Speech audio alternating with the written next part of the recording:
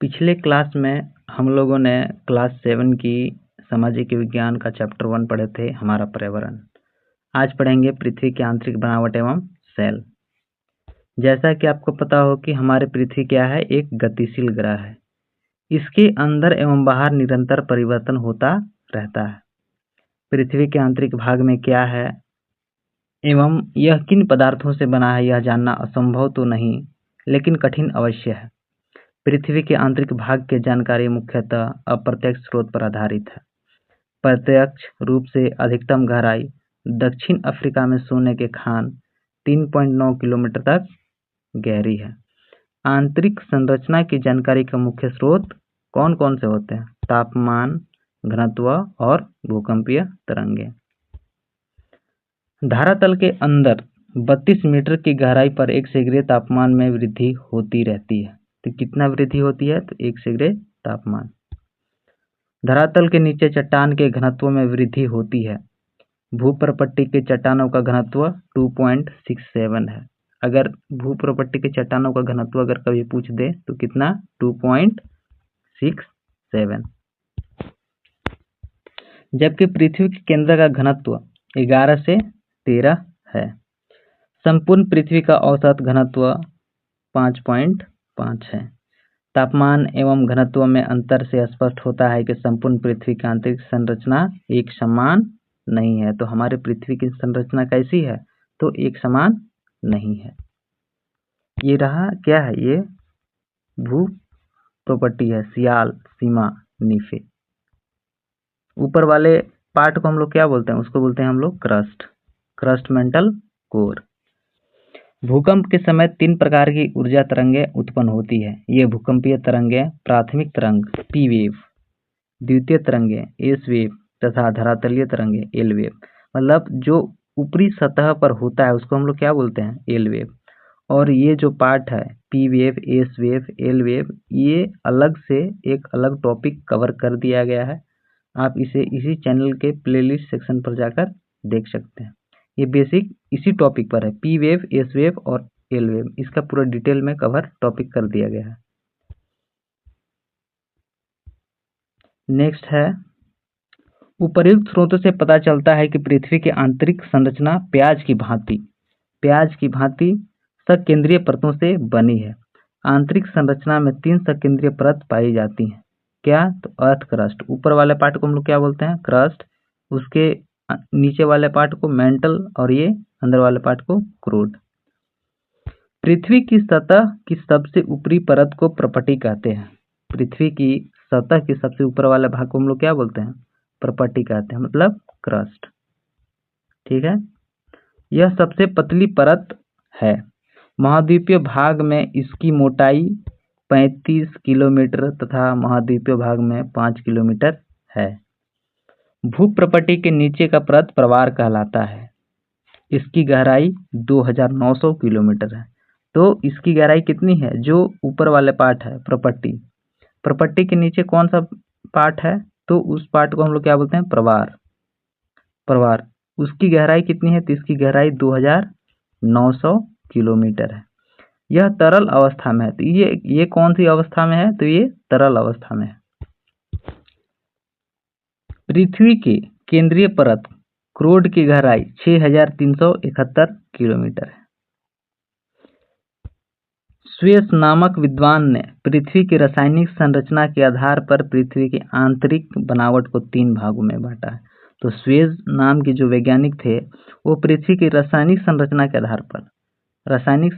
आधार पर जो उन्होंने पृथ्वी को कितने भागों में बांटा है? तो आधार पर पृथ्वी की आंतरिक बनावट को 3 भागों में बांटा है। और उसको हम लोग क्या बोलते हैं? फर्स्ट है हमारा सियाल, और सेकेंड है हमारा सीमा, और थर्ड है हमारा नीफे। ये फर्स्ट हो गया हमारा सियाल, सेकेंड हो गया सीमा, और थर्ड हो गया हमारा नीफे। फर्स्ट पार्ट को पढ़ते हैं। इस परत की रचना silica, SI stands for silica, तथा aluminium, AL stands for aluminium से हुई है। इसी कारण इस परत को सियाल कहा जाता है। इस परत का औसत घनत्व 2.9 है। इस परत की औसत गहराई 5 से 300 किलोमीटर है। इसमें रासायनिक पदार्थों की अधिकता होती है तथा पोटेशियम, सोडियम तथा एल्यूमिनियम के सिलिकेट पाए जाते हैं। महाद्वीपीय रचना खासकर इसी सियाल से हुई है। पृथ्वी के आयतन का केवल 0.5% हिस्सा ही भूमि है। तो पृथ्वी की जो आयत है उस आयत में 0.5% ही क्या है, हिस्सा भूप्रपट्टी है। 16% मेंटल तथा 83% हिस्सा क्रोड है। मतलब जो ऊपर की जो क्रस्ट है उस क्रस्ट का पार्ट कितना है, 0.5 ही है। कितना, पृथ्वी के आयत का। सियाल कहाँ पर है, तो सियाल का लोकेशन देखिए, सबसे ऊपर वाले पार्ट में क्या है, सियाल है, उसके नीचे वाले पार्ट में सीमा, और सबसे नीचे अंदर में क्या है, नीफे, क्रस्ट, मेंटल और क्रोड।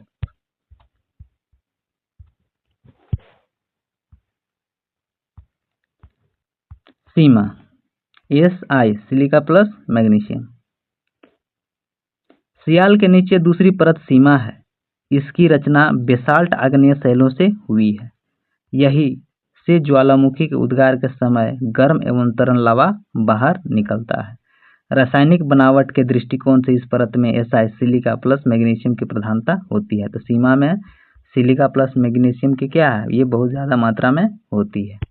इसी कारण इस परत को सीमा कहते हैं। इसी वजह से क्या है, इस परत को हम लोग सीमा कहते हैं।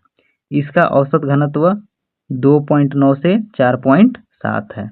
इसकी गहराई 1000 से 2000 किलोमीटर तक है। तो सीमा की गहराई कितनी है, 1000 से लेकर के 2000 किलोमीटर तक है। नेक्स्ट है हमारा नीफे, निकल प्लस फेरस।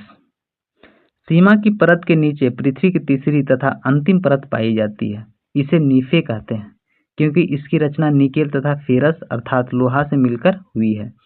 इस प्रकार यह परत कठोर धातुओं की बनी है।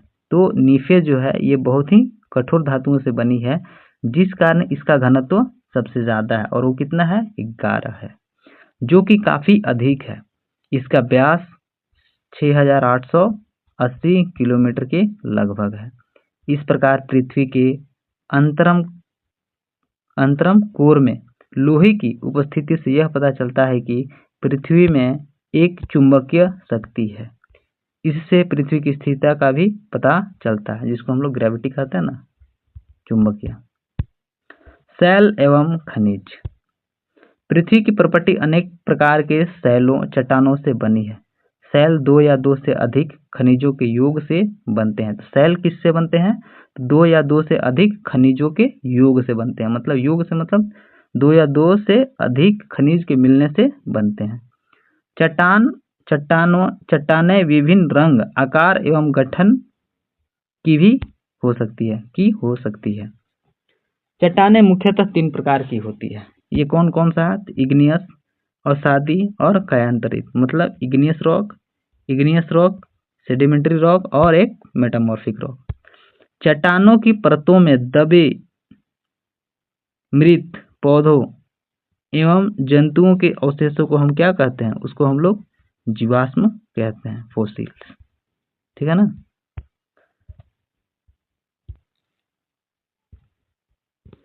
प्रपट्टी के नीचे चट्टानें जो तरल अवस्था में है, मैग्मा कहलाता है। जो तरल अवस्था में मतलब जो तरल अवस्था में उसको हम लोग क्या बोलते हैं, मैग्मा।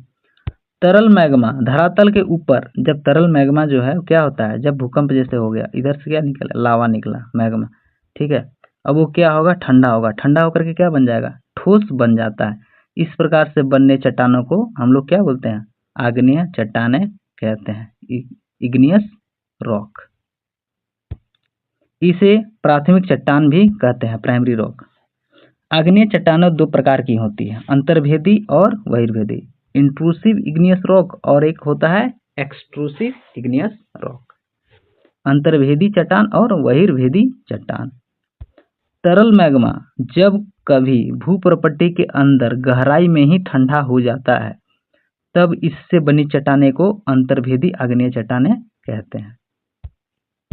तो जो मैग्मा, जब कभी मैग्मा भूप्रपट्टी के अंदर ही गहराई में ठंडा हो जाए, ठीक है, तब ऐसे चट्टानों को हम क्या बोलते हैं, अंतर्वेदी आग्नेय चट्टानें। धीरे धीरे ठंडा होने के कारण इन चट्टानों में रवों का आकार बड़ा होता है।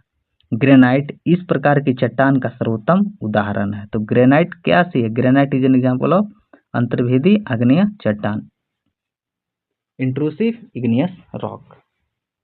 इसका उपयोग मुख्य रूप से मसाला पीसने वाली मशीनों एवं भवन निर्माण में होता है।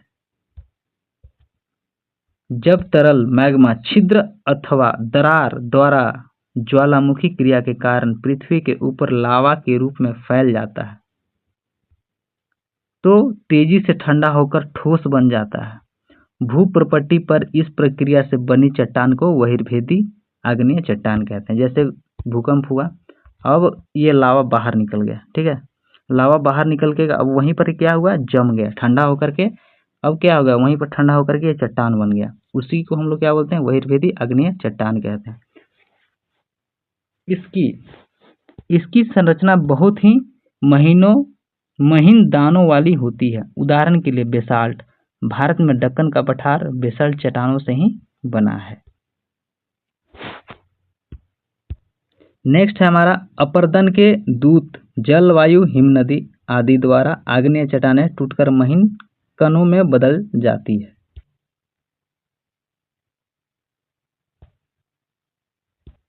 अब नेक्स्ट है बहिर्भेदी आग्नेय चट्टानें। नेक्स्ट है अपरदन। अपरदन के दूत, जलवायु, हिमनदी आदि द्वारा आग्नेय चट्टानें टूटकर महीन कणों में बदल जाती है। इन छोटे कणों को अवसाद कहते हैं। तो यही इन छोटे कणों को क्या बोलते हैं, अवसाद।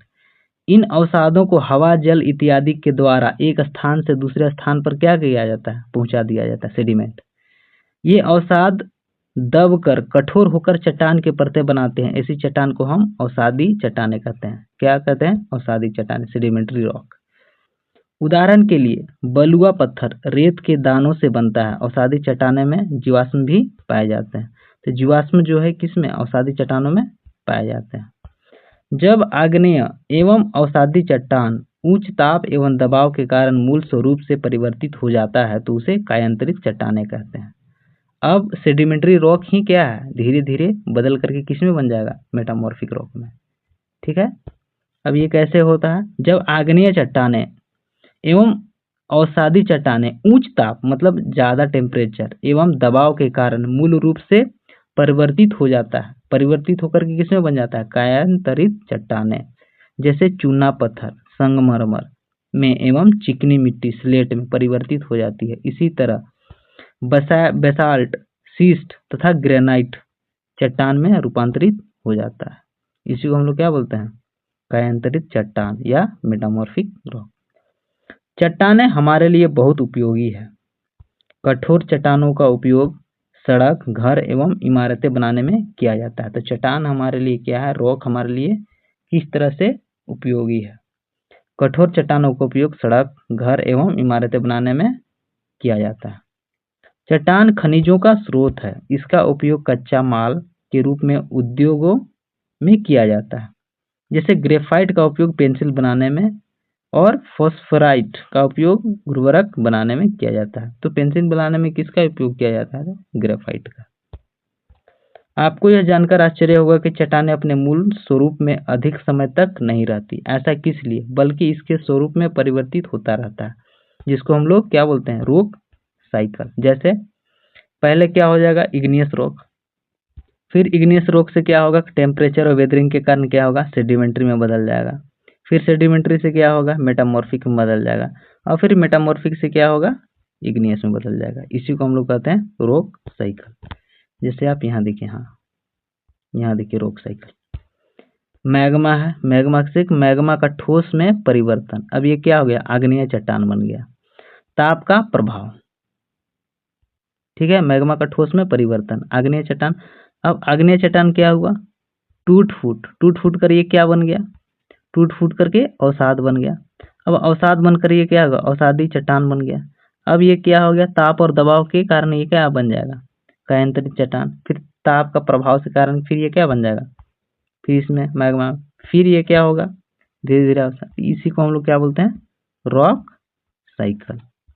इसी को हम लोग क्या बोलते हैं, रॉक साइकिल।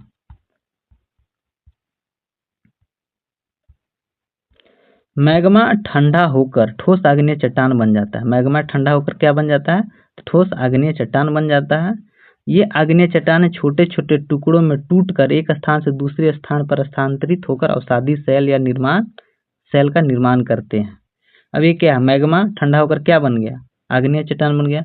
अब आग्नेय चट्टान क्या हो गया? धीरे धीरे टेम्परेचर और वेदरिंग के कारण क्या होगा? ये छोटे छोटे टुकड़ों में टूटेगा और टूट करके फिर ये क्या होगा? एक जगह से दूसरे स्थान चला जाएगा।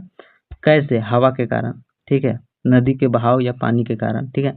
एक स्थान दूसरे स्थान पर स्थानांतरित होकर अवसादी सेल का निर्माण करते हैं।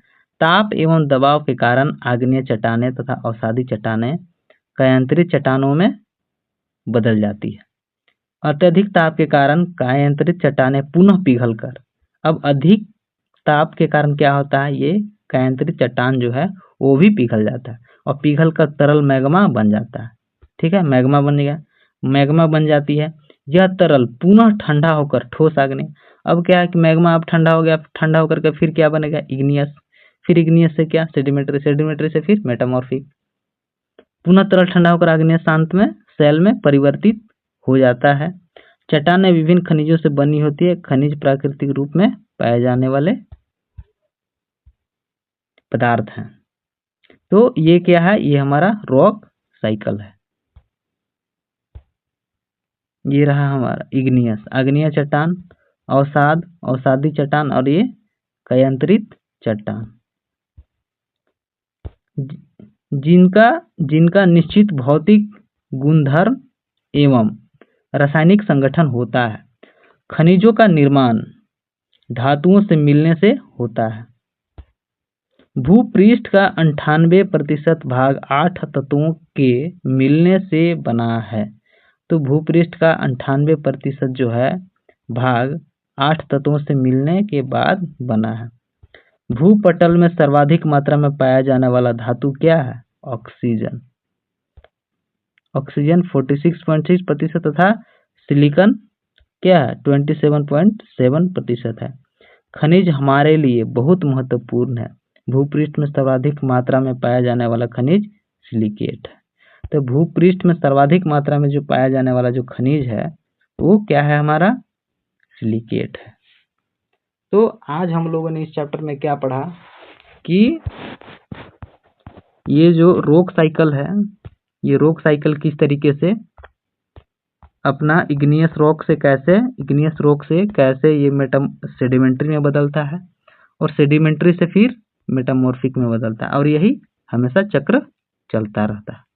इसके बाद हम लोगों ने पढ़ा कि वैज्ञानिक जो हैं, ये स्वेस नामक वैज्ञानिक रासायनिक संरचना के आधार पर कैसे ये 3 भागों में क्या है? पृथ्वी के आंतरिक बनावट को 3 भागों में बांटा है, सियाल, सीमा और किसमें? निफे। और नेक्स्ट हम पढ़े कि अर्थ का सबसे ऊपर क्या है? क्रस्ट, उसके बाद मेंटल और उसके बाद कोर। सबसे ऊपर वाले पार्ट क्या है? क्रस्ट, उसके बाद सियाल, सीमा और निफे। ऊपर वाले पार्ट को हम क्या बोलते हैं? Crust, core, crust, mantle, core, sial, sima, nife. इसके बाद हम लोगों ने पढ़ा पी वेव, एस वेव और एल वेव। इसकी ये जो इस पर पूरा डिटेल वीडियो बना हुआ है, आप इसी चैनल के प्लेलिस्ट सेक्शन पर जाएं और इसे देखें। आज के लिए बस इतना ही। तब तक पढ़ते रहिए, मस्त रहिए, स्वस्थ रहिए। धन्यवाद।